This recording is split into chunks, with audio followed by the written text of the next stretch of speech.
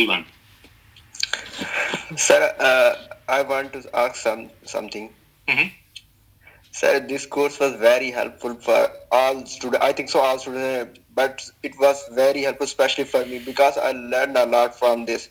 Actually, I was earlier used R, not R Studio, and in this course, I learned to how to use R Studio and basic statistical techniques as well as R techniques that makes me more stronger in this software, which is very helpful for all the students. It's very nice course, sir. Thank you.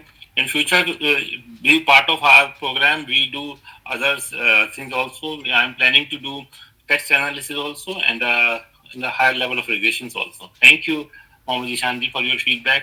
अभिनव, कैसा लगा आपको बेटा?